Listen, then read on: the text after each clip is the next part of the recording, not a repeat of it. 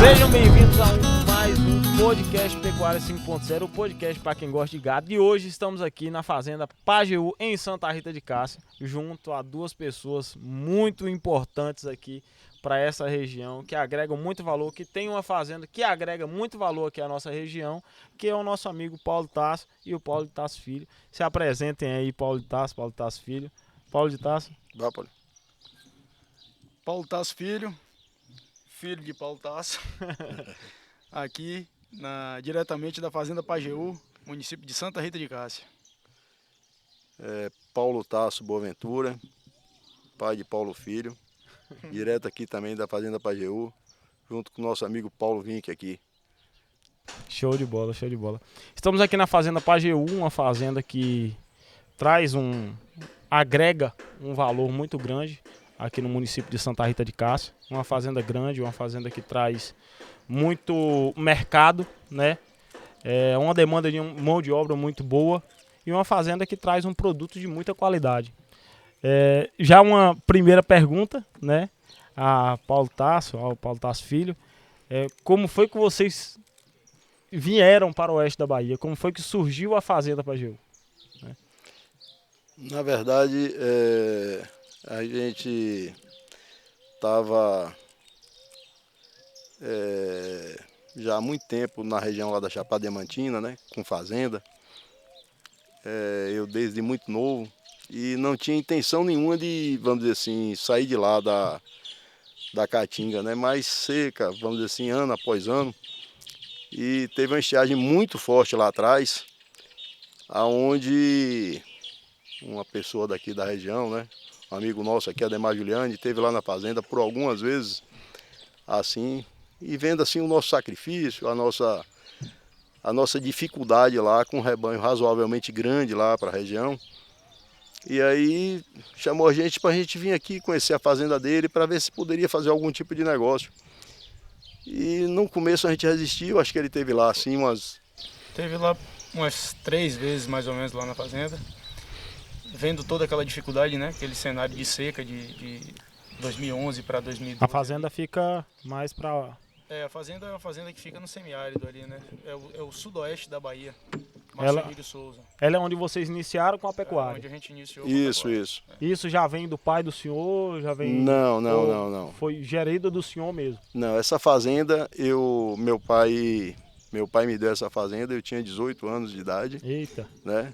Fui para lá em 83 e foi lá onde eu dei meus primeiros passos, né? No começo aí eu posso te confessar que eu não enxergava nada para frente assim, né? Meu pai sempre muito otimista, falava que no dia que a fazenda estivesse pronta ia poder ter lá 300 bois dentro da fazenda.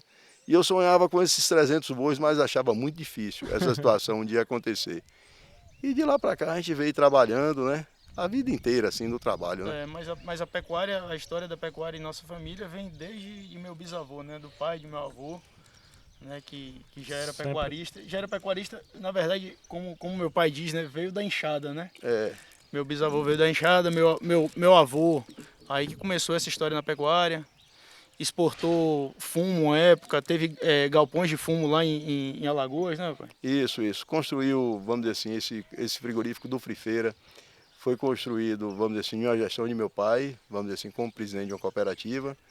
Meu pai, um pecuarista, assim, uma pessoa que nos deu um nome, assim, muito importante, assim, dentro de tudo que a gente faz, né? Sim. Eu costumo dizer assim, que tudo que a gente tem, que a gente fez, meu pai é responsável. Meu pai veio a falecer agora, vamos dizer Tem assim. 15 dias, né? Tem 15 dias que faleceu. Meu pai é uma pessoa que plantou muitas coisas boas aqui pelo mundo, né?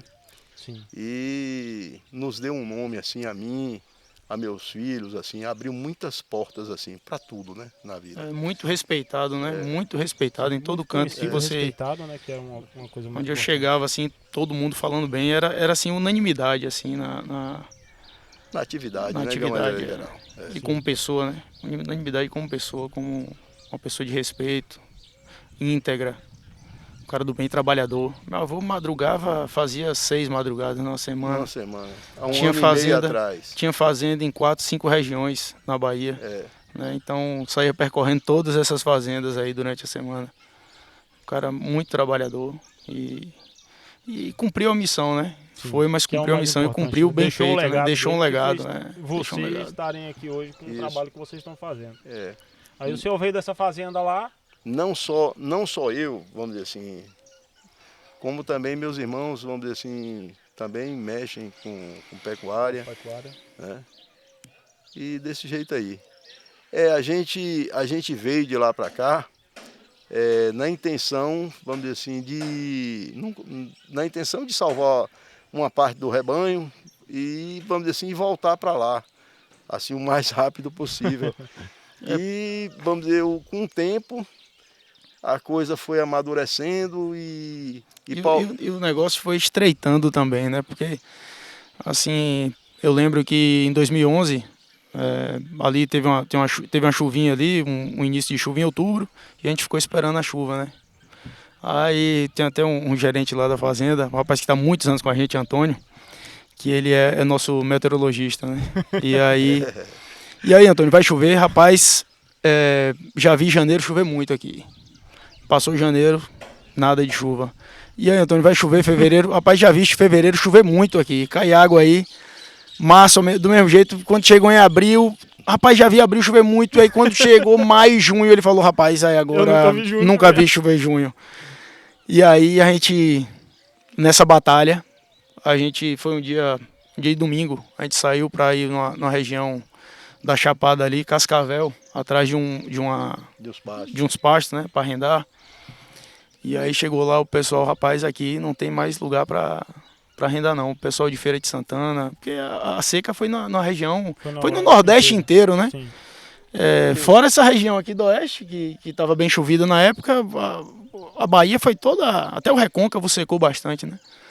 Esse oeste da Bahia, que é essa região do Mato Piba aqui, pegando essa parte oeste da Bahia, ela é muito agraciada por essa chuva que vem aqui desse lado do Tocantins. E tem uma coisa importante, que nós nos preparamos assim para seca, para estiagem, porque a gente sabia que nós estávamos assim em uma região, vamos dizer assim, que encontrava muita dificuldade assim, né? Vamos dizer assim, ano sim, ano não, e aquela coisa.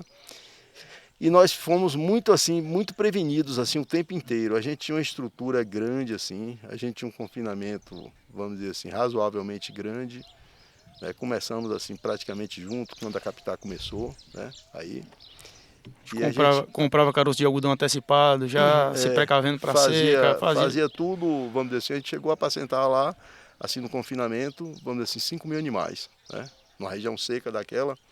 E nossa fonte de fibra era o feno, né? Era o feno. A gente tinha uma prevenição muito grande, mas eu costumo dizer assim, para uma pequena estiagem, você consegue passar, né? Quando você encontra assim uma seca, como foi essa de 2012, 13, você não consegue resistir, porque consumiu tudo que a gente tinha de reserva, né? E você tem ideia, choveu 100 milímetros no ano. Meu Deus, na fazenda. Não tem nem deserto. Chove tão pouco. Clima de deserto 200, alguma coisa assim do tipo, né? Então a gente veio para cá e o que mais nos surpreendeu foi que essa região aqui, né, a gente quando chegou, que viu a região aqui, a gente disse, aqui a gente vai poder trabalhar.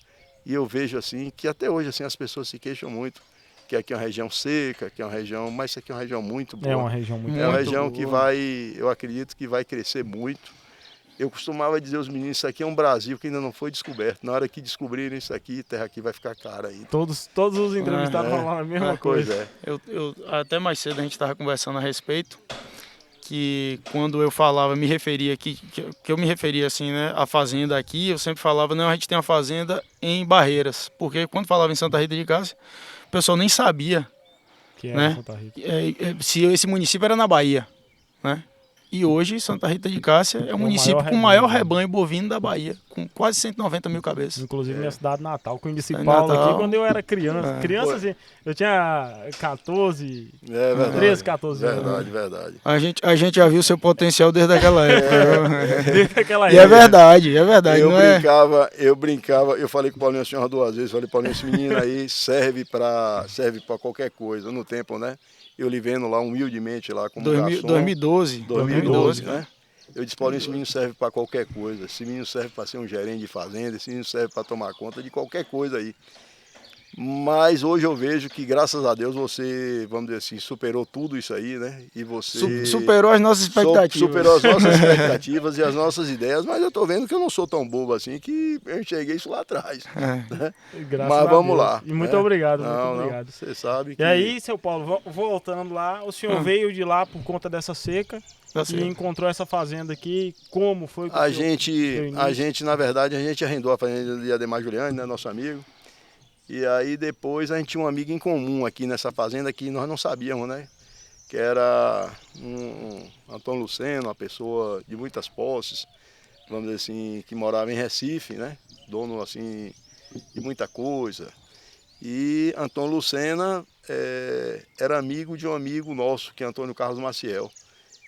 E vamos dizer assim, Antônio Carlos aí aproximou, vamos dizer assim, ele da gente e daí em diante facilitou as coisas, né? É aquela coisa, né, que a gente sempre fala assim, o nome do meu pai, com a maneira que a gente conduz as coisas. Sim. Aí tudo isso dá um respaldo, né? Tudo vamos dizer assim, se encaminhou para dar certo. Exatamente, né? Se encaminhou para dar certo e teve algumas facilidades por conta disso aí também, né? Tudo isso aí convergiu, né? É.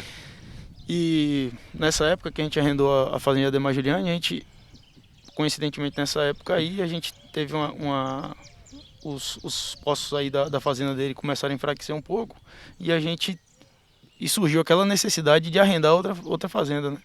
E aí a gente passando aqui na porta aqui, seu Doquinha na época era um gerenciava aqui a propriedade, né? Para esse Antônio Carlos. E tinha uma sociedade. Tinha uma sociedade com ele, na verdade, né? Antônio Lucena.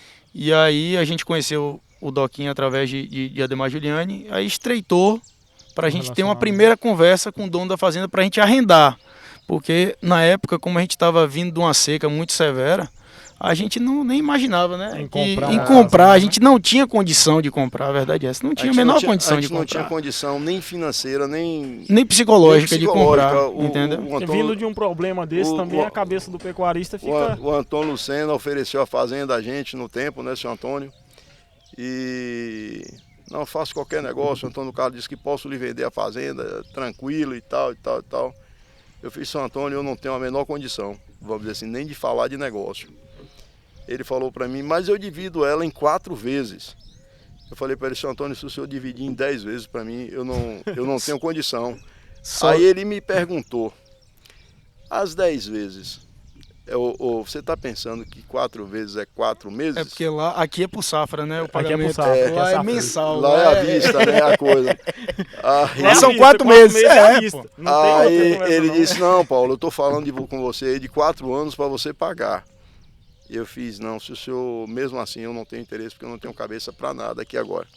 Uma coisa que eu sempre aprendi, assim, que meu pai, uma das lições que meu pai sempre passava pra gente é que não tenha medo de negócio, certo? Você só não pode fazer negócio mal feito.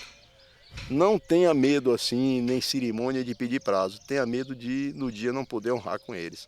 Sim. Certo? Então eu costumo dizer assim, dentro de casa eu sempre falo assim, eu não remonto negócio, sabe? Negócio a gente vai fazendo vai concluindo, certo? E depois, e a coisa sempre deu certo desse jeito aí, sabe? As coisas elas têm que ser feitas dentro do prazo que foi estipulado e ser feita do jeito que foi falado. Como o seu Mário falou, né? Hoje em dia é muito difícil uma pessoa cumprir o fio do bigode, a palavra. Mas tem. Né? Mas tem pessoas que cumprem com a palavra. Que isso traz grande credibilidade. Como o senhor falou aí, o pai do senhor trazia a palavra dele, e como vocês falaram mais cedo, vocês não fazem um contrato para vender um boi. né? Você dá a sua palavra.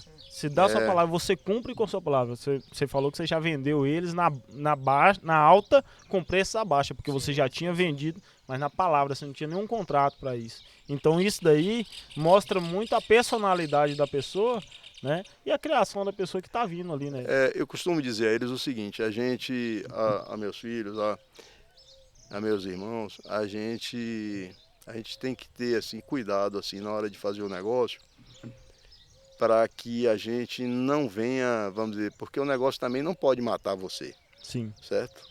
Mas a gente tem que fazer um negócio dentro de uma margem assim que você suporte, né? É o que eu estava lhe falando mais atrás. Nós vendemos agora mesmo em dezembro, nós vendemos um lote de boi grande para o frigorífico, dentro daquela baixa, e o frigorífico estava com a escala de 1 mês, e nós esperamos, e entregamos os bois, certo? Quando foi depois, nós fizemos assim uma meia trava com eles, de outro lote de boi, e estamos entregando, abatendo o último lote hoje por um preço ativo, enquanto eles já estão com o preço lá embaixo. Eu acredito que se eu tivesse dado um pouquinho para trás, se não tivesse cumprido se não tivesse cumprido com a palavra, não teria essa credibilidade, né? E eles não pestanejam assim, eles são ponta firme mesmo na coisa. Aí eu, voltando na fazenda, o senhor veio para cá para arrendar a fazenda e não arrendou a fazenda, comprou logo. Não, arrendamos por um ano, ficamos aqui e o responsável por tudo isso aqui, ele aqui, né, que ele falava muito comigo nesse começo assim, não, rapaz, vamos comprar, vamos fazer isso, vamos comprar carreta alta, vamos fazer isso, vamos fazer aquilo.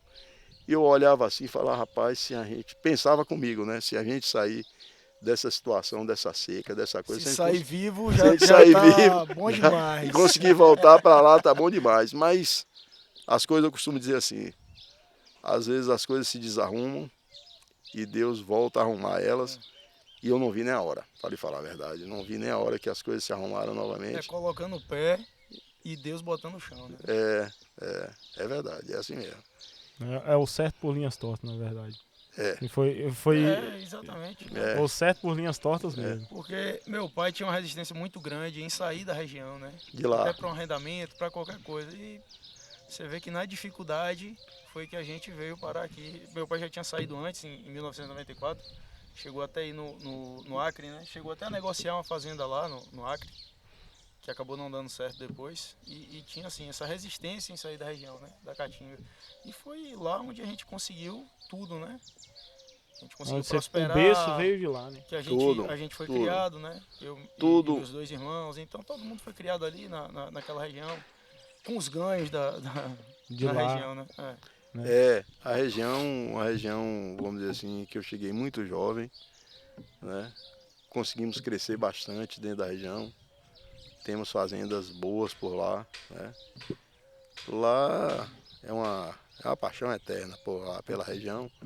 Às vezes os funcionários, né, que são bem de muito tempo, assim, às vezes eu noto assim que eles ficam até enciumados se a gente falar muito bem daqui do oeste, né? Então eu prefiro até evitar, prefiro até pedir eles assim para que visitem aqui assim de vez em quando, para trazer uma afinidade deles aqui, Isso. E também gostaria de falar assim para vocês, assim como o Paulinho também, a importância assim de você ter pessoas com você assim há muito tempo, pessoas que estão ali de seu lado, e durante, vamos dizer assim, a nossa trajetória, a gente aprendeu assim a olhar bastante assim a qualidade das pessoas. Isso aí é muito importante, né? Sim. Como eu estava te falando mais cedo, aqui tem pessoas já com muito tempo, assim, mais tempo comigo do que você de vida, sabe?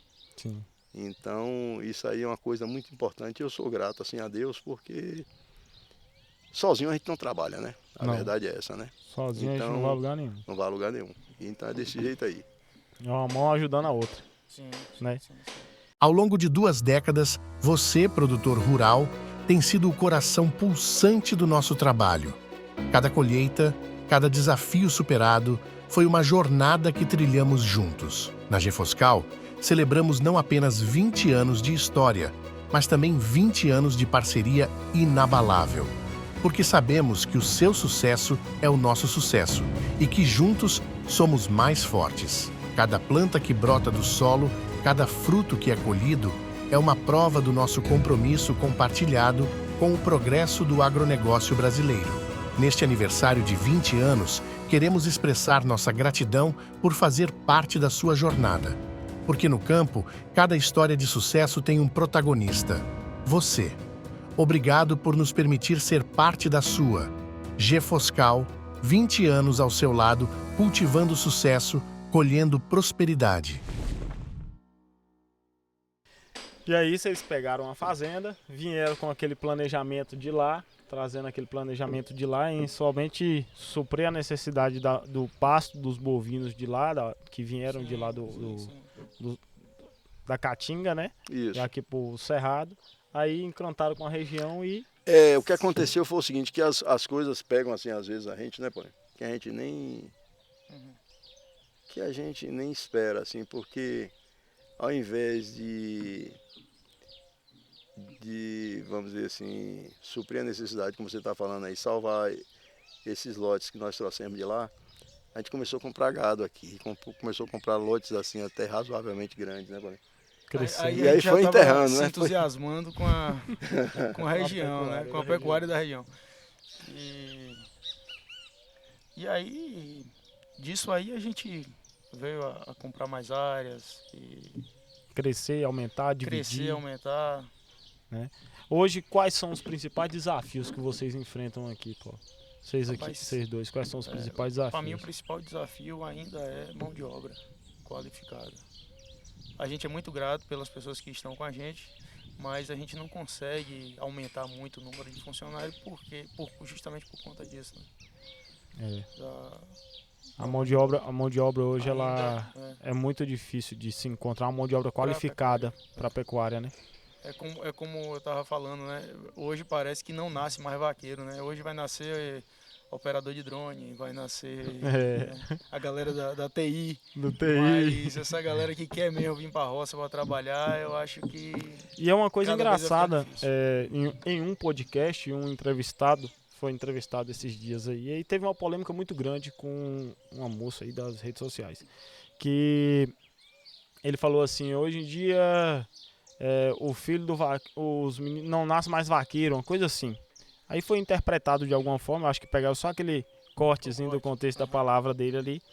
Mas ele quis falar essa mesma frase que você falou aí. Não é que nasce mais vaqueiro, mas não nasce mais as pessoas que têm aquela vontade de trabalhar com o gado. Aquela vontade de vir para a fazenda trabalhar. E quando a pessoa fala em ser vaqueiro, eu mesmo, sinceramente, eu tenho um orgulho de trabalhar com gado. Porque... Primeiro de tudo, a gente estava conversando questão de remuneração. É uma remuneração muito boa, inclusive muito melhor do que em alguns mercados de cidade, mercado local de cidade. A gente está vendo aqui os alojamentos, é uma coisa muito bem estruturada, a fazenda é muito bem estruturada. É uma condição de vida que a pessoa encontra dentro da fazenda, é um custo que ela não tem, né, de alimentação, de moradia. E a remuneração da pessoa é muito boa, então não é um trabalho que ele é indigno. Sim, pela remuneração dele. É um trabalho que você é muito bem remunerado e você é muito bem tratado. E hoje é muito mais técnico do que prático. Quando fala vaqueiro, a pessoa que não é do nosso meio, ela já assimila o quê? Vai cuidar só de fazer cerca, vai roçar pasto, verdade. Vai pegar uma enxada, vai pegar uma foice. Não, hoje em dia um vaqueiro de uma fazenda, ele pega uma máquina daquela ali, que custa 400 mil reais, e vai operar a máquina. Ele ganha hora extra por estar operando a máquina, ele ganha por hora. Ele pega um trator de 1,5 milhão de reais e vai fazer uma distribuição de ração do gado no coxo. Entendeu? Hoje em dia é um trabalho muito mais bem remunerado do que vários trabalhos que se encontram hoje. Fala vaqueiro porque é um nome muito usado antigamente, mas hoje é muito raro você encontrar um vaqueiro que não tem uma técnica muito boa. Isso. Eu mesmo estava conversando com os meninos esses dias aqui que a gente faz treinamento para o vaqueiro, manejo racional, né? Tem vaqueiro dentro de fazenda que tem muito mais faculdade que várias pessoas que estão na cidade estudando. E tem muito mais educação, entendeu? Do que pessoas que eu mesmo fui atendido em vários ambientes públicos, né? que um vaqueiro de fazenda sempre me tratou melhor do que várias pessoas que já me atenderam nesse ambiente. Não, é entendeu? verdade. O palavreado, Mas- a forma de assistir a pessoa, a forma de atender. Opa, bom dia, já vem pega na mão da gente, é uma receptividade. Fazenda nem é do cara, o cara já trata como se fosse dela. É isso Entendeu? mesmo. Mas tem seres assim diferenciados. O que Paulo quis dizer aí, na verdade, é com relação ao vaqueiro, aquele que monta no cavalo, aquele que, para Sim. mim, de todas as profissões assim, ligada ao campo, para mim é uma das mais bonitas e uma das mais assim muito importantes. E ainda assim. continua sendo indispensável. É, né? Sim, Tem não, alguma com outra certeza. maneira de Não, reunir um gado, não de tem. curar um gado, Não. Talvez pelas estiagens fortes que, vamos dizer assim, que se deu lá mesmo na nossa região, na Caatinga, e houve uma diminuição do rebanho assim durante vários anos e um desestímulo, né? Aí essas pessoas migraram muito para outras Outras áreas. regiões, vamos dizer assim, outras cidades. Muita gente se desloca para São Paulo, outros para Minas Gerais. Mas essa profissão assim de vaqueiro é uma coisa assim, é uma profissão muito importante. Vamos dizer, e eu dou um valor assim enorme, aquele cara que sabe montar, aquele cara que é cuidadoso, aquele cara, porque na verdade as nossas raízes são de vaqueiro, né? Sim. Vamos dizer assim, o que a gente faz na vida mais assim é montar cavalo, é A gente apartar monta boi, quase todo dia. quase todos os Quase dias, todos né? os dias a gente tá Os montado, meninos, aparando boi, os meninos olhando gado. são bem feitos assim, desde bem novos, né? Sim. Nessa coisa, nessa lida aí. Sim. Então a gente valoriza. E também as pessoas que chegaram aqui pra gente, para mexer com essas máquinas, com essas coisas, chegaram aqui talvez assim muito novos e vieram assim de outra profissão e foram quase que todos não, todos feitos aqui na fazenda, a não ser esses mais recentes que nós contratamos, né? Mas todos feitos aqui. Sim. Aqui, vamos dizer assim, dentro da propriedade mesmo, né? Eu digo que, só para finalizar esse assunto, muitas as pessoas que estão na cidade, inclusive o Vandilson ali, ele é apaixonado por montar a cavalo, né? Onde ele vê aí um cavalo selado, você já esconde logo que ele sai, monta no cavalo e sai andando no meio do mato aí. Aí, assim, é uma profissão muito bonita, como o senhor falou, né? É uma profissão muito bonita, é muito bem assistida, né? Você vê quando a gente faz vídeos, quando a gente vê vídeos na internet hoje mesmo, a boiada passando e o vaqueiro ali, ó, tocando a boiada. Tem coisa mais bonita do que Não, você não tá tem. vendo a boiada saindo do confinamento, o vaqueiro tocando a boiada, né? Um cuidado de um gado que tá num confinamento. Você pega um gado de confinamento, a diferença, vocês que são pecuaristas que estão aqui na ponta de cá, né? Vocês entendem a diferença do cuidado de um vaqueiro dentro de uma fazenda. Que é o que? É o manejo do rapaz dentro da fazenda. É o olho. Que o gado tá. É o olho. Aqui mesmo tem um menino que passou aqui uma temporada aqui, que inclusive corre com o Paulinho, corre vaquejada com o Paulinho, praticamente nasceu dentro da fazenda. Que olha um confinamento daquele ali, tudo que eu vejo do lado de fora que pergunta a ele disse que já viu, certo? Tal curral assim, tal, tem um boi daquele, tal, vamos dizer assim, ele detecta. Isso aí é um olho assim que também, isso aí não é todo ser humano que tem isso aí, né? Sim. Essa sensibilidade assim com a coisa, isso aí é uma coisa muito importante, uma coisa rara, inclusive. No meio de 5 mil bois. Pô, foi esse boi aqui que saiu do curral semana passada, sem ele ver identificação. Ele sabe, a gente sabe, meu pai sabe. Então, assim, é só quem tá dentro mesmo, quem gosta daquilo, né? Quem ama quem aquilo, gosta, né? tem que amar aquilo ali, porque... Que é de domingo a domingo também, viu, amigo? Não, tô lhe dizendo aqui a você, pode ter certeza. É porque, assim, ó, o gado, ele não tira sábado e domingo pra não comer, né? Ele toma todo santo dia. Eu tô dizendo assim, a luta nossa, vamos dizer assim, é de domingo a domingo, entendeu? É 7-7. A escala não é 5 por 1, não, né? Não. Não tem carnaval pro gado, tem? Não tem, não. Ele vai comer do mesmo jeito, não vai tirar férias no dia. Não. O motorista de ônibus também, ele tá vai precisar ser medicado. Vai precisar ser medicado, vai precisar ser tratado. Uma vaca que tá parindo, que travou um bezerro. Não sabe que é domingo, né? Que é. Isso é verdade. Chegando aqui na fazenda, né? Quais são as metas da fazenda? Quais foram as metas estabelecidas aqui da fazenda de hoje pra frente? A gente tá num ano novo praticamente ainda, né? Estamos no segundo mês ainda, finalizando o segundo mês aí do ano. É um mês muito pequeno, mas quais são as metas aí da fazenda Certo. Pajeú. A gente, quando chegou aqui para a fazenda, foi numa época onde a gente estava vindo de uma seca, né? Então, naquela pós-seca, ali a gente tinha uma dificuldade grande de achar bezerro, né, para comprar, porque teve uma diminuição no rebanho da Bahia, uma diminuição significativa, muita gente saindo de vaca justamente por conta da seca ali, virando mais para recria e engorda. Então a gente tinha muita dificuldade, então a gente começou a reter fêmea para virar matriz, Fazer a cria. para fazer a cria. Então a fazenda aqui, a princípio, era muito mais voltado para a cria, né? Não é isso? É. Depois, ciclo completo. E hoje a gente está mais voltado a fazer o que a gente sempre fez, né? Recria e engorda aqui dentro da propriedade. A gente vai ficar ainda com a parte de cria, agora a gente vai reduzir e vai Aumentar a recria aumentar a e recria e engorda.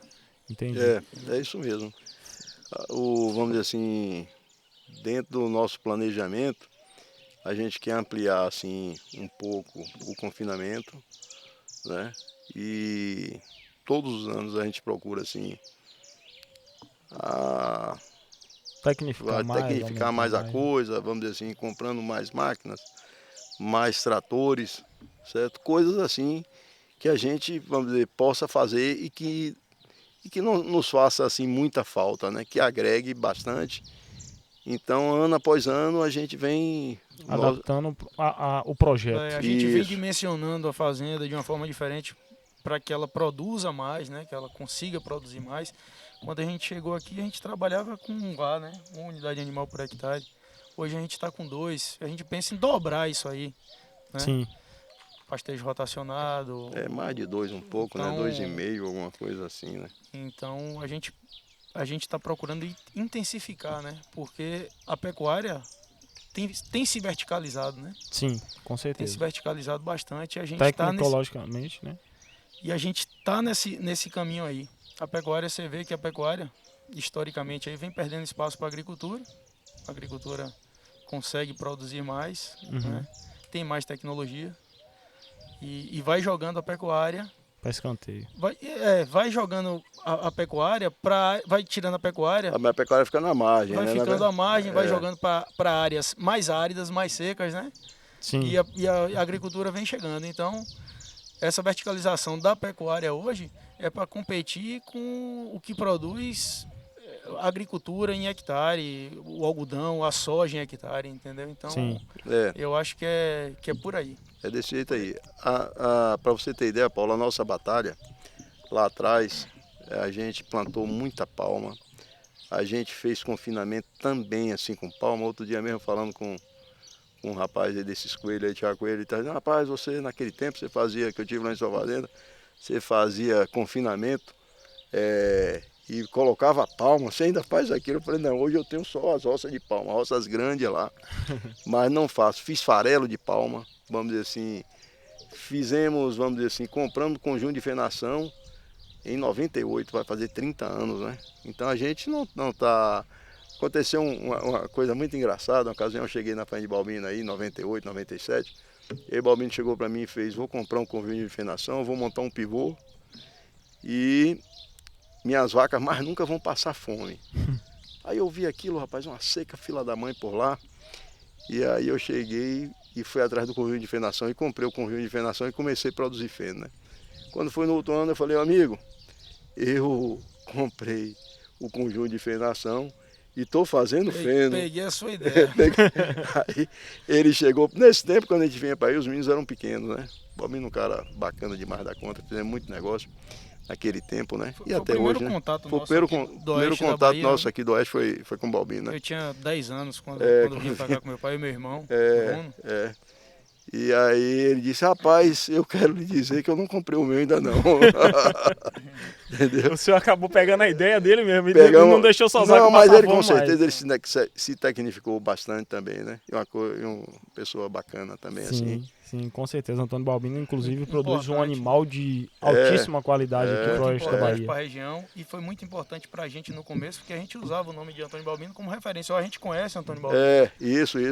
Pergunte a Antônio Balbino quem é a gente, porque quando a gente chega numa região diferente, novatos na região, então tem aquela desconfiança. Quando O chega pessoal nos... não te oferta bezerro porque não te conhece, então a referência... Não tem prazo. Não tem prazo. Não, prazo... Prazo também prazo, a gente nunca pegou prazo. Não é que precisar, não... a gente até já já precisou. precisou, A gente sempre né? preferiu pagar à vista. Mas o negócio do prazo, tem pessoas aí que nos dá prazo, né? Que, não, você paga assim. O cara faz um planejamento, né? Dentro da assim. coisa. Naquele tempo, com o Balbino, nós criamos assim um consórcio, né? E eu pagava o bezerro a ele mensalmente. Ele dividia em 10 prestações, os bezerros. Antecipado, né? Eu ia pagando os bezerros. Quando chegava no mês de julho, que era a época de exposição aí em Barreiras, aí a gente vinha, né? Pesava os bezerros. Isso aí a gente fez durante assim algum tempo mesmo. E aí pesava os bezerros e aí aproveitava, vamos dizer assim, a gente fazia umas farras também aí pela exposição de Barreiras, né? E aí é isso aí mesmo. O Antônio Balbino na época criou Pardo Suíço, né? Pardo Suíço de corte. Sim. A gente começou a criar. Essa semana a gente fez até uma apartação aqui. Que os bezerros são filhos de bisnetas e... da linhagem de Antônio Balbino, porque as vacas, as mães dos bezerros, a gente botou touro Senepol em Pardo Suíço, né? Que esse Pardo Suíço foi a origem do lugar dele, né? A gente compra touro Suíço também, leilão, sempre a gente prestigia, cara bacana. Inclusive, tocando nesse assunto, qual é o tipo de gado que você produz hoje aqui na fazenda? Certo. Tá? Qual é a categoria animal que vocês trabalham, o produto final, no caso, né? E o produto que vocês fabricam aqui na fazenda, que é o bovino. Qual é o tipo de bovino que vocês fabricam? Mas a gente aqui, o que é de compra aqui, a gente olha muito a operação, né? Logicamente a gente gosta de gado bom. Gado de qualidade, de qualidade, mas depende muito do preço. Do que o mercado também demanda, né? Do que o mercado também demanda. Mas, e a parte de cria aqui na fazenda, a gente faz muito cruzamento com o Nelore, né? A base é o Nelore. Sim. Né? A base é o Nelore. E a gente faz muito cruzamento com o Senepol, a gente faz com Angus também, com Charolês. Sim. Né? Sim. Mas hoje a gente tem priorizado assim o Senepol nesses cruzamentos. Né? Eu sou criador, sou membro da diretoria da associação de Senepol.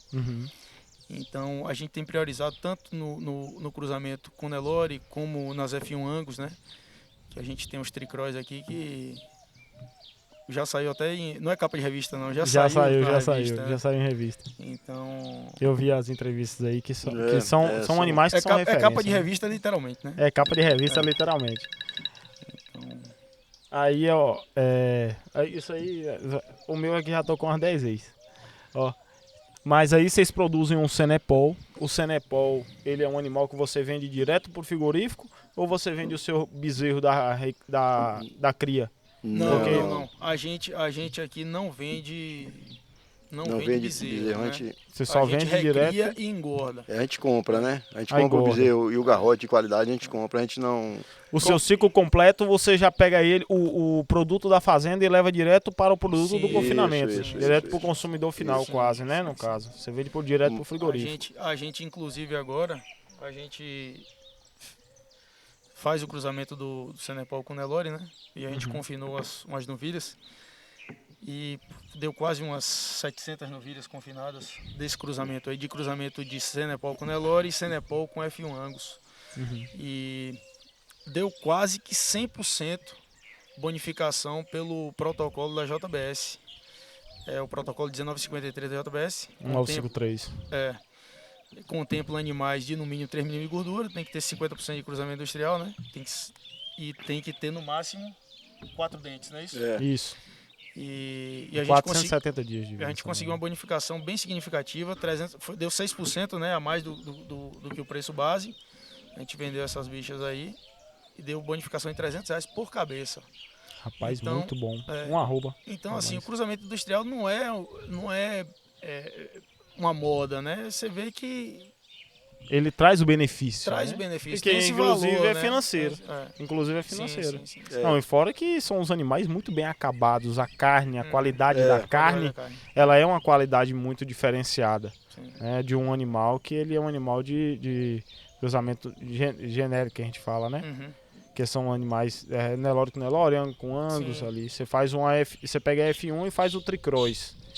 E inclusive essa capa de revista aí, como é que foi feito? Foi por qual motivo? Eles vieram mesmo por causa do Cenepol? Vieram para filmar o Cenepol aqui na fazenda? Não, a gente mandou esses animais para lá e aí foi um destaque do Giro do Boi, né? A gente até saiu no Giro do Boi, que é aquele programa do Canal Rural. Sim. A matéria desse aproveitamento, né? Porque a gente mandou uma quantidade grande nessa semana aí, acho que foi 200 ou 300, e deu 98% deu protocolo. Entendeu? Uma média altíssima entrou no protocolo. Né? Esse mês também a gente teve uma chamada lá também no Giro do Boi, né? De uma boiada também Nelore, que nós mandamos aqui, cria daqui da fazenda, uma boiada 0 dente, né? Uma boiada que a gente colocou no confinamento, que foi, digamos assim, a raspa do tacho. Foi os últimos a saírem, né? Porque entraram muito novos, né? Animais entrados assim com 11 para 12 arrobas, né? E os animais saíram com 20 arrobas, de 0 a 2 dentes. Então foi um negócio assim que impressionou eles também por lá. Né? Muito bom. Mas é isso aí. O Nelore tem sua participação grande aqui dentro da fazenda. É a base, né? É a base. Nós fazemos o Nelore assim de uma qualidade assim muito boa, a gente comprou o boi aí da IP aí com o Stefan, comprou boi também de Antônio Balbino, vamos dizer. E desse jeito aí a gente faz um negócio aqui também que já faz algum tempo, que é uma coleta de sêmen a fresco aqui dentro da fazenda. A gente seleciona aqueles touros que dão um resultado assim melhor e a gente consegue, vamos dizer assim, fazer isso aí sem esse custo também do sêmen, né? E na verdade o sêmen a fresco ele dá um up assim de uns 10%, né? De 5 a 10%. Então a gente, no dia da inseminação, a veterinária chega antes, faz a coleta dos touros, né? Ou Nelore ou Cenepol. E aí a gente consegue essa taxa de concepção, essa melhora na taxa de concepção. Aumenta bastante, né? Assim, a taxa de concepção. Um recado rápido antes de você continuar o vídeo. Já imaginou que incrível anunciar o seu produto, serviço ou marca aqui no podcast Pecuária 5.0, o podcast para quem gosta de gado? Pois é, essa possibilidade agora é real. Você pode ser oficialmente um dos nossos parceiros e crescer junto com a gente. E se você ficou interessado e quer anunciar sua solução para o pecuarista aqui no nosso programa, mande uma mensagem no nosso WhatsApp que está aqui na descrição, converse com um dos nossos consultores e venha ser um grande parceiro do Pecuária 5.0. Falando em questões de sanidade, né? Como é que você gerencia hoje a parte da sanidade animal, que é a saúde e nutrição dos animais? Como é que vocês... Quais são os protocolos? É a parte mais barata né? Você tem que fazer bem feito, bicho, né? Com certeza. Para entrar no confinamento tem que ter um protocolo, para chegar aqui tem que ter um protocolo sanitário bem feito. Então, esse protocolo sanitário, ele realmente, vamos dizer assim, fica bem em conta quando você compara assim com essa parte de nutrição. Tá? Com certeza. A nutrição aí chega, tem essas matérias, essa coisa, aí o pessoal pergunta assim, rapaz, você ganhou muito dinheiro aí nesse negócio, né? Eu falei assim, rapaz, é o seguinte, eu passei na estrada, tinha aqueles porcos, né, que a gente chama de milhaeiro, né, aqueles copinhos. Sim. E eu cheguei na padaria, troquei a cédula de 100 por moedas, né? E enchi o cofrinho, né? Aí quando foi com uns 4 meses depois, eu fui lá, o cofrinho estava cheio, né?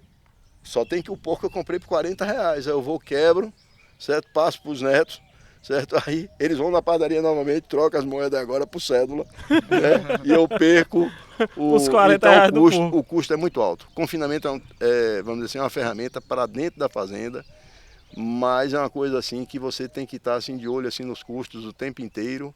Para a gente mesmo foi muito bom, foi um passo assim, muito à frente que nós demos lá atrás, certo? Talvez a gente esteja aqui hoje na Pajeú por conta do confinamento de lá da fazenda, que faz com que você tenha um planejamento assim, e a hora exata assim, e saiba que aquele dinheiro vai vir para você, entendeu? Sim, com certeza, com certeza. Como a gente conversou mais cedo, o confinamento ele é uma ferramenta. Ele não é uma atividade da pecuária, né? Ele é uma ferramenta que você utiliza para você ganhar dinheiro, porque a margem do confinamento ela é uma muito margem pequena, né? E o risco do confinamento ele é um risco maior. Muito maior, quando você trabalha muito grande, vamos dizer assim. Você vê que aqui no oeste da Bahia tem confinamentos grandes mesmo, como a Capitá.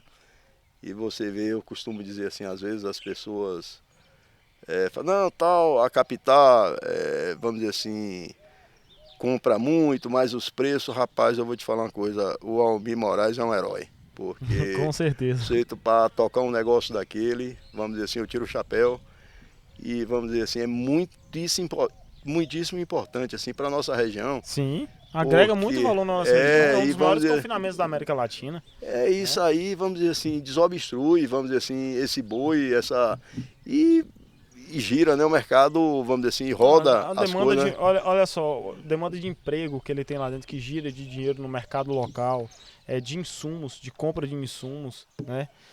Compra de bovinos aqui. Você vê, aonde você roda na região do Matopiba inteiro, todo mundo conhece a capital, porque já fez uma parceria, sim, já vendeu um gado, já comprou alguma coisa dali, os frigoríficos mesmo aqui, os frigoríficos rodam muito. E pessoas que se planejam hoje em cima disso aí, compra o bezerro, faz o garrote, vamos dizer assim, vai buscar o bezerro até fora daqui da região, e que eu vi assim, crescendo assim, perto da gente, né? Por conta desse mercado, dessa negociação, dessa atividade. Né? É meio que o planejamento da região, desde de um pequeno produtor ao médio, grande produtor, fazer a recria aqui e entregar para um confinamento. Meu pai citou Almir, mas tem o confinamento de Almir, de Stefan ali, isso, que eu já que está aqui do lado, que é também um cara que investe muito na região, trabalho muito bem feito. Eu já entrego o boi a Stefan, a gente tem um confinamento aqui, mas eu já dou boi a Stefan já uns 5 ou 6 anos, que o tempo passa tão rápido que a gente, sei lá, de 6 anos para cá a gente nunca deixou de fazer negócio um ano, entendeu? Sim. Então, é um parceiro também, é um parceiro, um cara muito trabalhador, honesto. Inclusive, Stefan, fiz o convite para Stefan aí, estamos agendando a data dele ser um dos entrevistados aqui no nosso podcast também, né?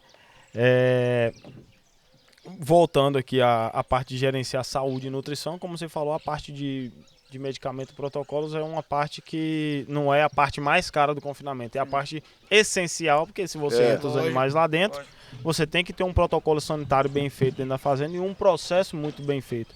A parte de nutrição animal, como vocês falaram, vocês têm o gado a pasto e tem o gado no confinamento. A gente faz o intensivo e faz o semi-intensivo, e faz também só a pasto, né? Lá nas caatingas, nas caatingas mesmo, a gente usa assim levedura de cerveja, vindo das cervejarias já há muito tempo, certo? Negócio que também dá um resultado. Faz tanto na recria lá como na engorda, o uso desse produto, né? Muito bom. Pena que aqui o Oeste a não cevada tem. Vocês usam. Não. É a levedura de cerveja. A levedura mesmo. Ela tem 10% só de matéria seca, mas o preço é muito... Vamos dizer assim, o custo da proteína, ela tem 50% de proteína. O custo do pão de proteína seca é mais barato. É mais barato, entendeu? Se você comparar com as outras aí... Esse daí é uma parte muito interessante, porque é o seguinte, quando a pessoa vai medir uma dieta, foi falado no podcast anterior, muitos medem pelo volume, sim, ou pelo que você vai fornecer, pelo que você vai fornecer. Ah, não, vou fornecer um mineral, né? Aí, o engraçado é que é o seguinte, quando você vai fornecer uma dieta para o animal, você tem que saber precificar pelo que você vai fornecer, sim, e não pelo que você está comprando. Se eu estiver comprando um caroço de algodão, um farelo de soja, né? São dois fontes de proteína, né? E o caroço de algodão tem 28, e o farelo de soja tem 46. O caroço de algodão custa 100, e o farelo de soja custa 150. Quem que tá mais barato? Você tem que fazer a conta da proteína. Isso é você dividir pelo pão de proteína. Né? Isso. O que vai ser? E muita gente não faz isso. Mas a gente faz já. Não, já mexe faz há muito tempo. A gente já faz isso há muito tempo. Mas desse jeito aí, a gente ressaltar assim, as pessoas assim, que foram muito importantes para a gente aqui. A gente citou o Balbino, o Almir, né? A gente citou o Almir, que a gente sabe da importância da região. Para a região, né? Apesar de que a gente já fez negócio lá atrás, hoje a gente não faz mais porque a gente está aqui. Tem Stefan mais perto e tem também, vamos dizer assim, o nosso confinamento. Sim. Mas vamos fazer qualquer hora. E vamos dizer assim, tem Misael Aguilar, tem... O Fábio Anias, que é irmão dele, vizinho nosso aqui, que a gente já trabalha, já compra bezerro há muito tempo, bezerro de qualidade. nosso amigo aqui. Ele faz a vizinho, cria também e faz a fornece os cria, animais para faz a vocês. cria, isso. Como é que você faz essa seleção, a seleção genética da fazenda? Porque você começou com a cria, você está saindo da cria agora, não está saindo 100% que você vai ter ainda os animais de cria. A gente vai continuar com a cria. Você vai só parar no que você está de cria e fazer mais... Boiadeiro não deixa de fazer cria. bezerro. Pelo menos não deixa de fazer bezerro, não. Mas como é que você faz esse melhoramento genético? A gente, como eu te falei, eu sou criador de Senepol, membro da diretoria lá da associação. E a gente hoje aqui tem touros, a gente tem um touro aqui hoje, que ele é o 4º touro no sumário de touros jovens, né? Então é um touro muito bem avaliado, então a gente procura sempre usar animais melhoradores, né? Então uma geração vai ser melhor que a outra. Sim. Né? E isso vai melhorando o seu rebanho, vai melhorando o gado na região como um todo. E a gente tem feito dessa forma aí.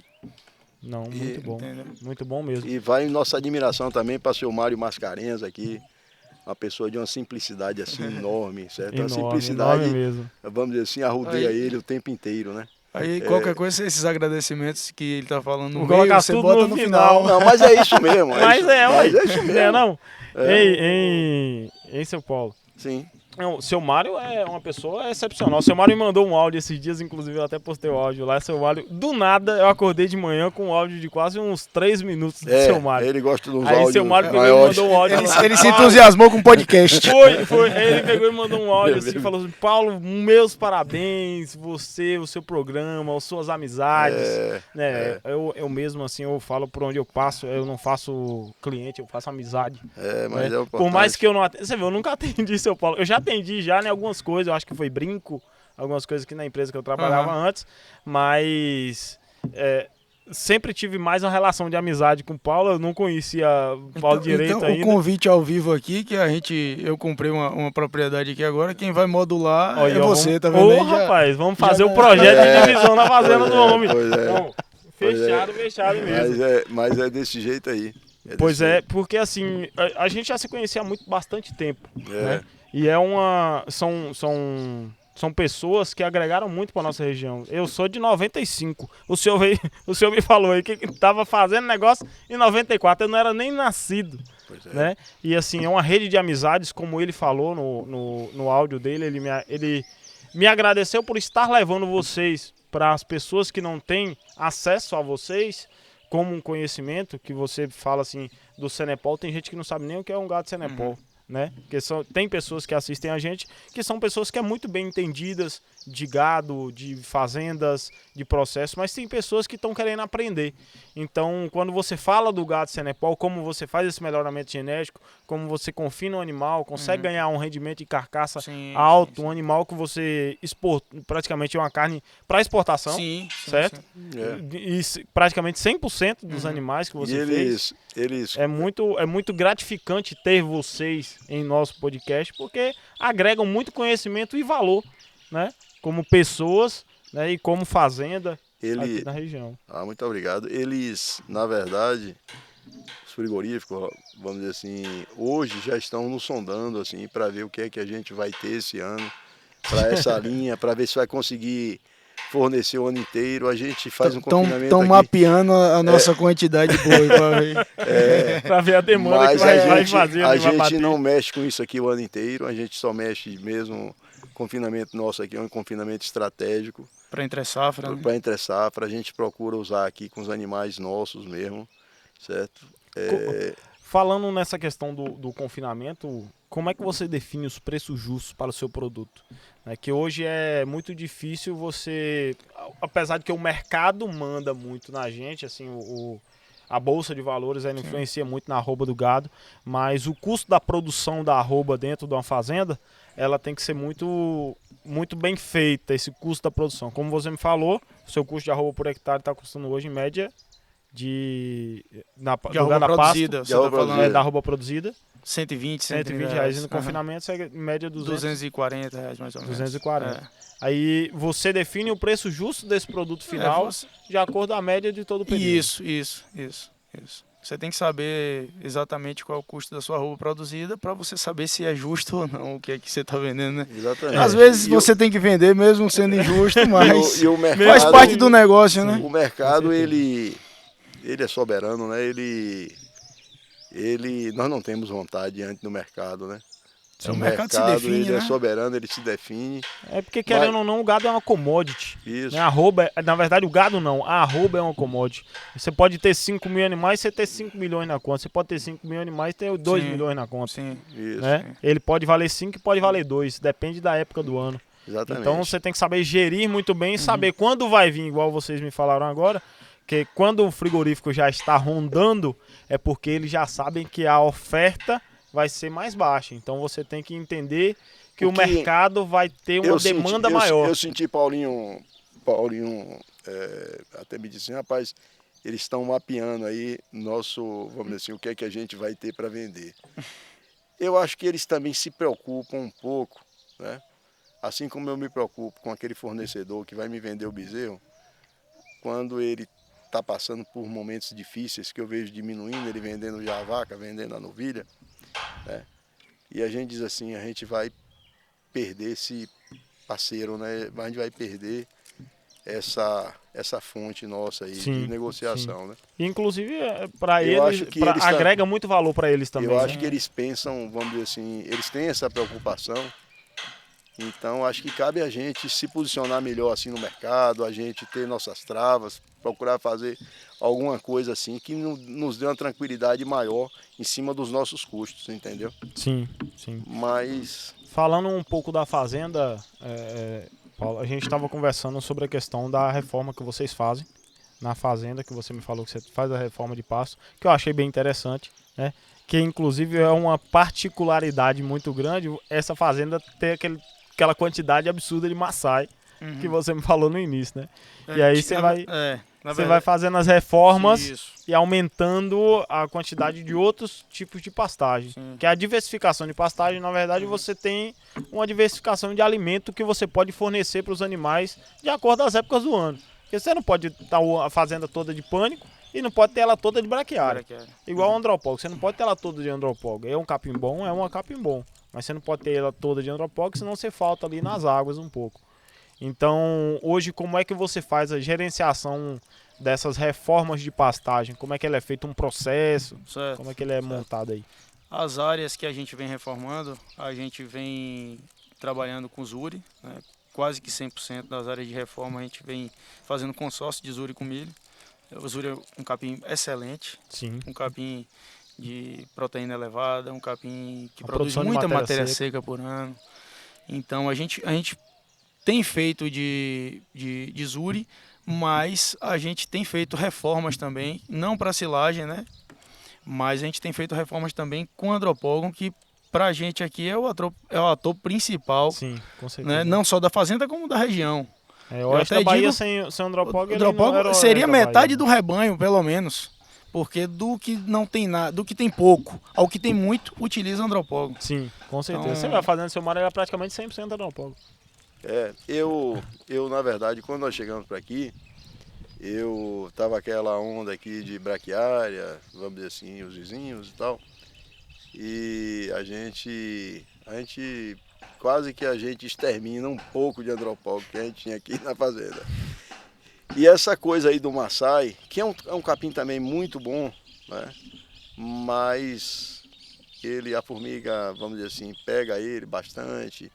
O gado, às vezes, se você coloca ele assim, tem outro tipo de graminha, que é uma coisa que a gente não faz aqui, é misturar variedades de capim. Variedade de capim. Diversificar os capins no mesmo local. Ele dá aquela queima também, né? Quando você faz uma aplicação de herbicida, ele dá aquela queima, dá aquela enfraquecida. Sim. Mas é um capim bom também. É um capim bom para seca. Eu já estudei muito bem ele ali para seca, ele é um capim muito bom. Para equinos ele não é um capim muito bom, porque já e também o que a gente observa aqui é o seguinte, uma pastagem, se você diversifica aquele piquete ali de Maasai com andropógon, o gado vai todo em cima do andropógon, deixa o Maasai. Então, assim, a estratégia, se você vai plantar Maasai, plante só Maasai, porque diversificar não é que aparentemente piquete, ele é menos palatável, ele é menos palatável, né? Ele é menos palatável. Então, e aí a gente vem fazendo Como é essa reforma de pastagem, Paulo, que você faz aqui? A gente pega assim pastos assim que você às vezes numa fazenda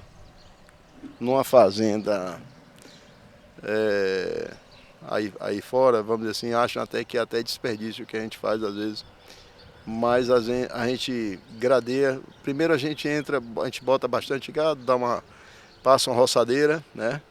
Depois aí passa a grade, faz uma catagem de toco do que tiver ali, né?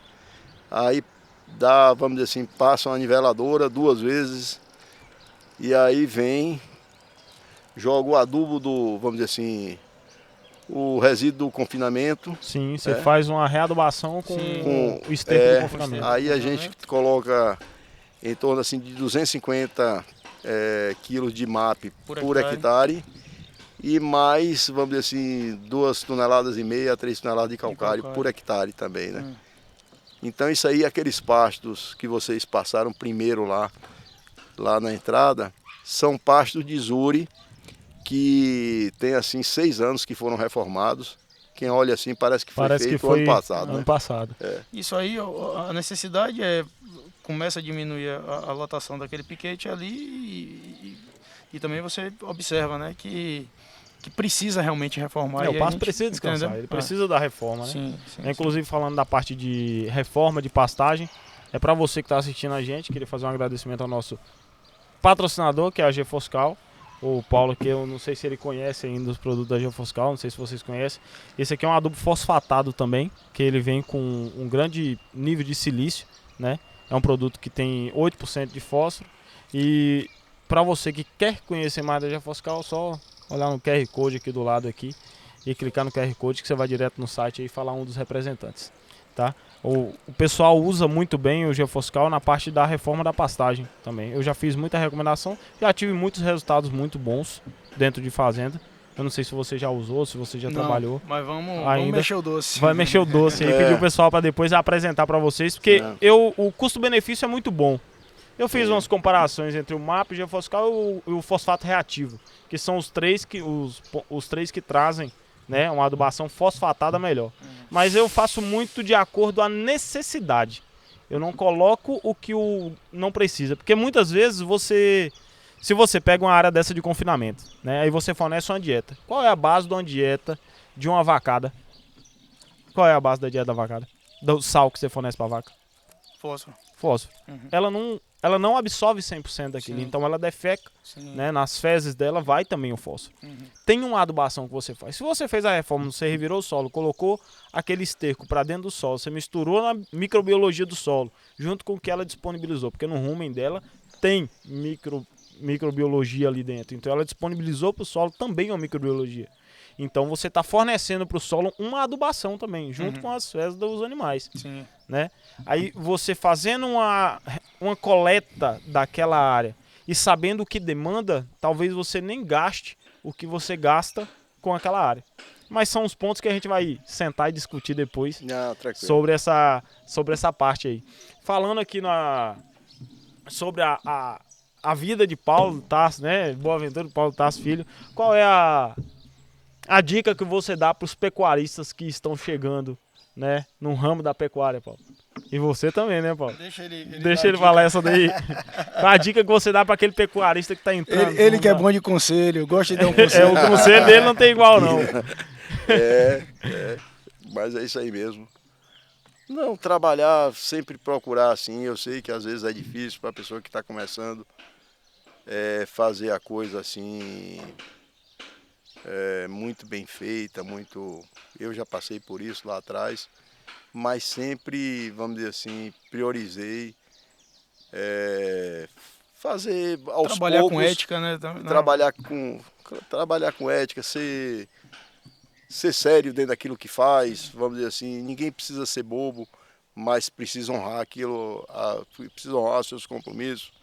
Né? E também, vamos dizer assim, no trato assim, de pecuária, tem que procurar as novas técnicas, não pode inventar muito, né? Porque pecuária também, ela, a partir de um determinado momento, vamos dizer assim, você já suporta mais, vamos dizer assim, despesas, gastos, mas no início a coisa tem que ir aos poucos mesmo, entendeu? E é desse jeito aí. Mas a região, quero ressaltar aqui, que a região é uma região assim muito promissora, né? Esse oeste aqui da Bahia é uma coisa assim, uma surpresa, foi uma surpresa assim, muito positiva pra gente, né? A verdade é essa. É uma bênção, né, pra gente, né? Eu lembro que há 12 anos atrás, 13 anos atrás, quando a gente chegou aqui, abril de 2012. Isso. Abril de 2012. Eu subi ali na trincheira de um tanque com ele ali pra gente olhar uma boiada de Ademar Giuliani, que trouxe a gente pra cá e tava arrendando a fazenda pra gente. E tinha uma boiada dele lá dentro. Ele queria mostrar os artistas que estavam dentro da fazenda dele. Né? E uma boiada comendo assim, numa açaí e numa solta, uma boiada de 24 arrobas, um sol assim, rachando, uma boiada gorda, a pasto. Eu virei para meu pai nesse dia, no dia que eu cheguei, falei, eu posso estar um pouco enganado, mas o lugar é esse aqui. Paulinho aí sempre foi assim, um entusiasta disso aqui. Entusiasmado demais. Demais com isso aqui e falava, rapaz, e não parava de falar o tempo todo. A esse respeito aqui da região. E por aí. Engraçado é que a gente tem um tio eu tenho um tio que é médico, irmão de meu pai, que trabalha também com pecuária. E quando a gente veio pra cá, a gente tinha muito problema lá ainda tem, né, com seca e tal, na região. E aí a gente ficava acompanhando muito site de meteorologia e tal, e ele falava assim, rapaz, vocês depois que chegaram pro oeste, vocês não ficam mais perguntando de chuva? Vocês não falam mais de chuva? Rapaz, a gente agora tá mais despreocupado com a chuva que a gente tem pra onde levar esse gado, né? Ele se incomodava bastante assim com relação a que ele me perguntava assim, e as previsões? Sempre, né? Aí eu detalhava, não, tal, e sempre, vamos dizer assim, sempre assim, muito otimista, né? Que eu sempre fui muito otimista, assim, com as coisas, né? E daí em diante ele, Paulo, e a chuva? Rapaz, eu não olhei esse dia não. Rapaz, depois que você foi lá para cima, você nem para a chuva olha mais. Eu acho que deu uma segurança muito maior para a gente lá de baixo. A gente continua com as fazendas lá limpas, certo? Muito bem cuidadas, certo? E lá foi onde tudo começou. Mas aqui, vamos dizer assim, hoje tem uma importância muito grande assim para tudo, né? A gente cresceu muito depois que chegou para aqui, né? Cresceu bastante mesmo. Ó, colocando uma pergunta aqui, vai até aparecer a pergunta aqui, foi uma pergunta que eu coloquei lá quem acompanha aí o nosso podcast nas redes sociais, nós colocamos uma pergunta para a pessoa fazer para a Paulo, né? Certo. Pra os Paulo. Certo. A entrevista aqui são 3 Paulo, né? É uma entrevista muito boa, né? E o Leandro, Central do Agro, né? Vai aparecer o arroba dele aqui, né? Qual foi a maior dificuldade que você já teve na pecuária? Na verdade, as maiores dificuldades nossas é essa questão de mercado, né? Essa volatilidade, assim, você tá de um jeito, aí o mercado de repente hoje, né? Dá para trás, essa coisa toda. A mão de obra hoje, ela é muito difícil. Como eu disse lá atrás, nós somos agraciados assim por Deus, que a gente tem uma mão de obra já de muito tempo, né, com a pessoas gente, de confiança, pessoas de confiança, né, pessoas que você pode entregar o que for aí, você recebe aquilo mesmo, né?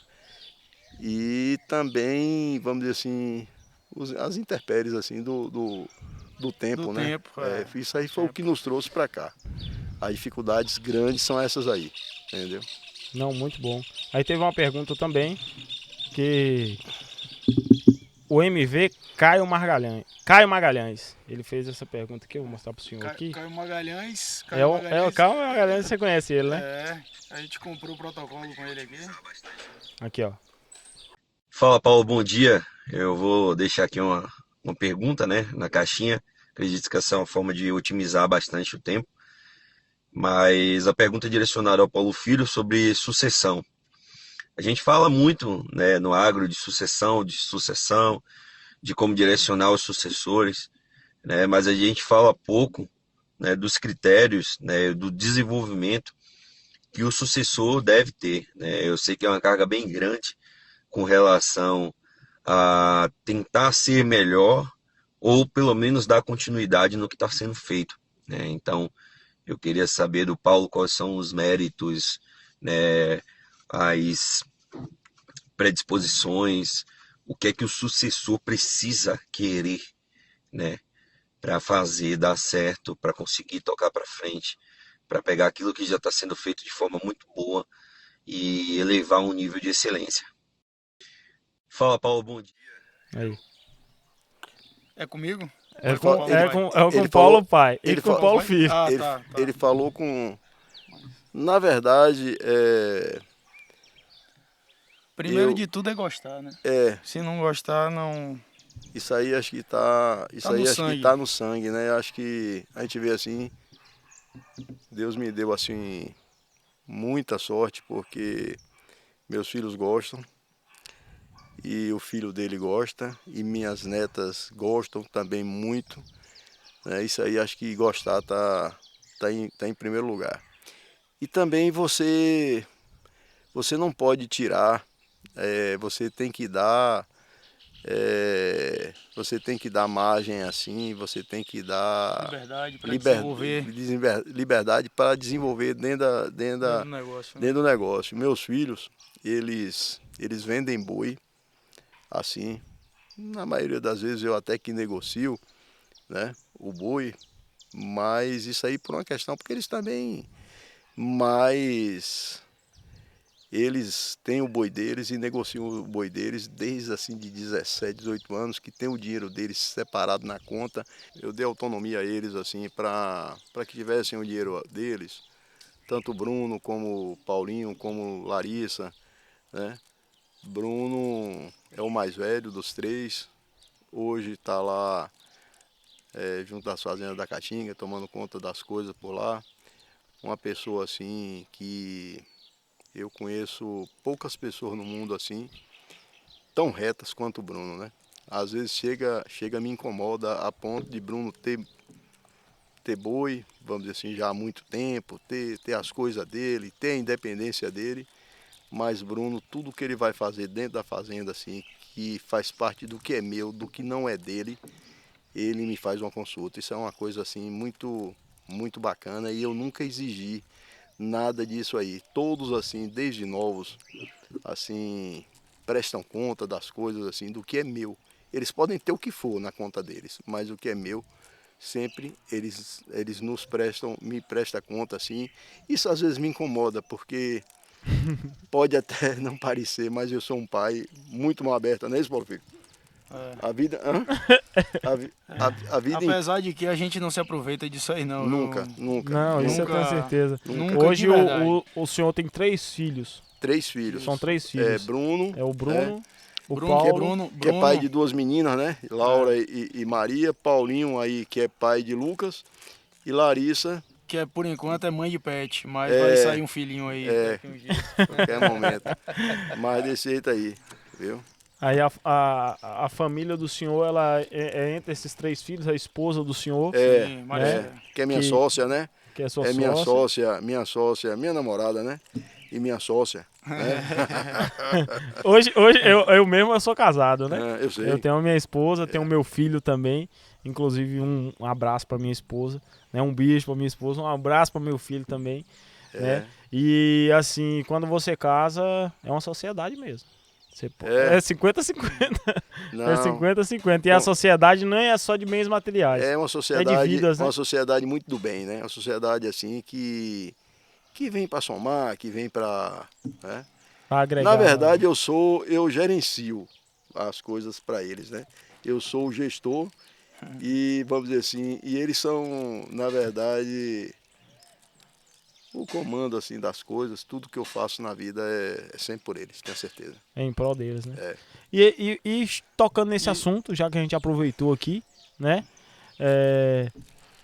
Você também tem um legado que você está deixando. Você tem a sua família, você tem já o seu aí para frente. Então, qual é o legado que você deixa para a sua família? Pô? É um legado, na verdade, que vem de meu avô, que vem, na verdade, da nossa família, né? É um legado de trabalho, de honestidade, de compromisso.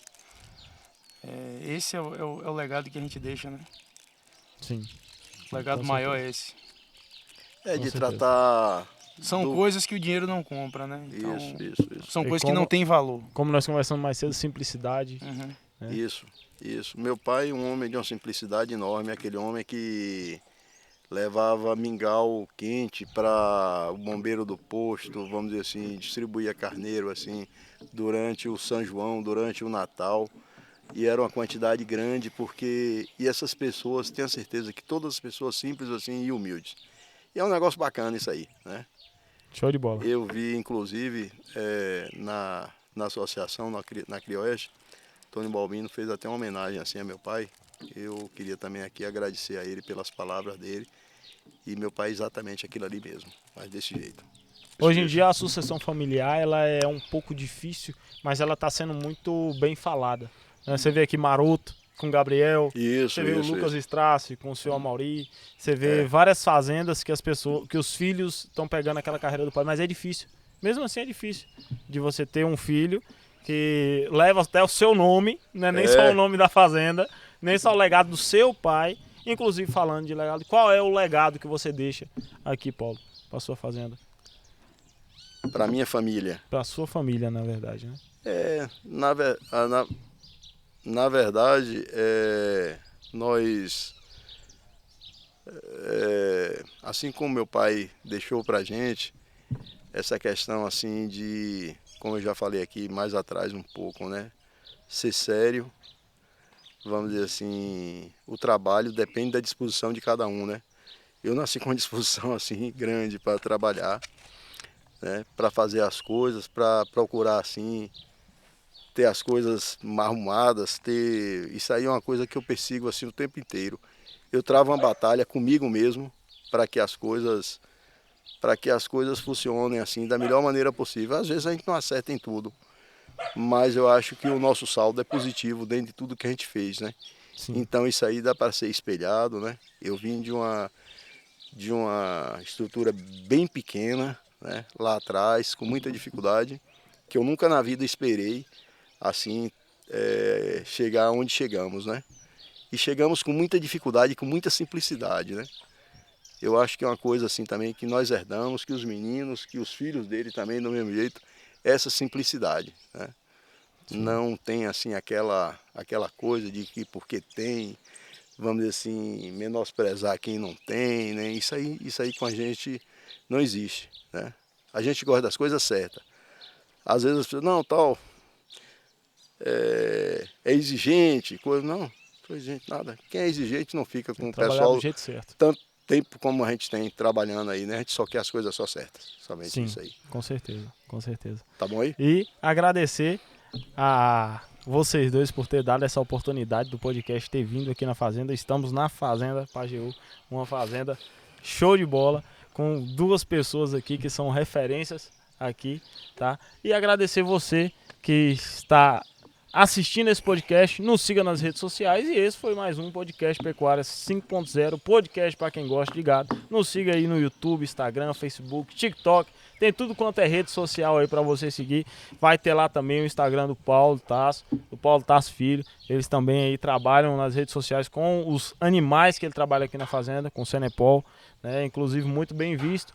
As redes sociais deles estão aí embaixo. Coloca umas perguntas que no futuro, com certeza, nós vamos estar entrevistando vocês aqui também. Eu ia até agradecer. Peraí. Vamos, pode agradecer lá, pode agradecer, vai lá. A gente gostaria de agradecer o Paulo, a equipe do Paulo aqui, da Pecuária 5.0. Esse cara aqui que a gente conheceu quando a gente chegou para aqui, ainda menino, e se transformou nesse cara tão inteirado no que diz respeito à pecuária. Pessoa boa, que a gente conhece já há bastante tempo. Só agradecer mesmo aqui a presença de vocês. Muito obrigado mesmo. Mas desse jeito aí eu também quero agradecer a Paulo, aos meninos aí. 3 meninos aí com cara tudo do bem aí, né? Que esse projeto de vocês aí que vá em frente, que tenha bastante êxito. É como o Paulinho acabou de falar aí agora há pouco. A gente conheceu você há mais de 10 anos atrás. E eu apostei em você, né? Como assim, falei, Paulinho, esse rapaz aí dá um bom gerente de fazenda. Aí você superou tudo, né? Bateu todas as nossas expectativas, né? Amém. Para o bem, graças a Deus. Pode falar aqui como ele conheceu? Pode, moço, pode. Meu pai que tem a memória melhor que a minha. A gente, na pizzaria, né? A gente ia... Eu era garçom na pizzaria, trabalhava de garçom. A gente não tinha casa aqui na fazenda, a gente dormia no hotel e sempre saía de noite para jantar. E uma das pizzarias da cidade que a gente frequentava... Ele trabalhava. Ele trabalhava, né? E servia a gente, mas ele tinha uma maneira diferente de tratar a gente, né? E a gente dava uma gorjeta assim... Sempre a gente dava um jeito, né? E ele cativava, ele vinha atender a gente. Ficava conversando. E às vezes, quando o movimento enfraquecia um pouquinho, ele sentava e dava uma conversadinha, encostava na mesa, né? Desse jeito aí. Mas isso é bacana. Eu já disse isso aí lá atrás, num evento que teve lá em Amaury Strass, eu falei com ele lá. Falei até junto dos meninos aí da Novale. Vamos dizer assim, contei mais ou menos a história dele. É uma história bacana. História vitoriosa. E eu agradeço demais por vocês terem feito parte disso daí. Muito da parte que eu vim por meio da pecuária foi as conversas que a gente tinha. Que o senhor me falava. Tudo isso aí vai juntando. Tudo isso aí vai juntando, o gosto vai vindo. É. E assim, como o senhor falou, né? Eu sempre trabalhei, eu nunca deixei de trabalhar. Eu sempre fui voltado mais para o trabalho. Todo trabalho para mim é digno. Quando a gente trabalha para ter o que é nosso, é digno. Ah, com certeza. É digno. Não importa se eu trabalhar... Rapaz, eu trabalhei de tanta coisa que só Deus na causa para entender.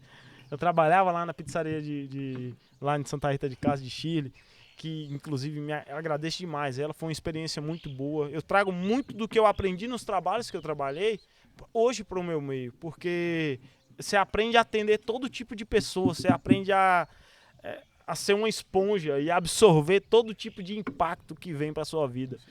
Eu não me sinto diminuído em momento nenhum quando a pessoa fala: eu já trabalhei de assistente de eletricista. Não, cara, para mim foi uma honra, porque era um trabalho. Eu ganhava bem? Ganhava nada. Tinha semana que eu trabalhava que ganhava R$20. Vida, né? Mas a experiência que eu juntei para minha vida, que trouxe hoje eu estudar e ser o profissional que eu tô me tornando, que eu não tô onde eu quero estar no meu meio de conhecimento. Estou me adaptando a cada vez mais, estou estudando cada vez mais para trazer sempre o melhor e levar o conhecimento, como o Alisson falou, é uma responsabilidade dos técnicos em levar o que há de melhor no nosso meio para quem não está no nosso meio, né? Saber entregar o conteúdo que a gente aprende dentro da sala de aula para um pecuarista que não está dentro da sala de aula, né? Não é só vender o conhecimento, é chegar e agregar com conhecimento. Eu costumo dizer assim que uma das coisas que eu tenho muita satisfação assim é de passar as minhas experiências vividas, né, como foi bom para mim, e tirar assim as pessoas daquele precipício, daquelas coisas que eu fiz e que não deram certo, né? Isso aí eu acho que é muito importante na vida. Às vezes as pessoas tratam a vida, tem gente que trata a vida com certo egoísmo, né? E vamos dizer assim, o que aprendeu não quer repassar. Isso aí eu acho que Deus abençoa mais quando a gente tenta ajudar e tenta ensinar. Compartilha as boas ideias. Compartilha as boas ideias. Você só se aprende quando se ensina. Sim. Com certeza. E você se melhora, é diferente a coisa. Isso é verdade. E, de novo, muito obrigado. Muito obrigado mesmo a participação de vocês aqui, né? E esse foi mais um podcast Pecuária 5.0, podcast para quem gosta de gado. Agradeço a todos vocês que estão aqui nos assistindo. Nos sigam nas redes sociais. Muito obrigado à Fazenda Pajeú, Paulo Tasso, Boaventura, Paulo Tasso Filho, a essa fazenda, essa receptividade, um almoço maravilhoso, né? Uma recepção maravilhosa, uma vista muito linda aqui da fazenda. E agradecer a todos vocês que estão nos seguindo. E quem não segue, já segue aí. Curte, comenta, compartilha. Esse foi mais um podcast Pecuária 5.0. O podcast para quem gosta de gado.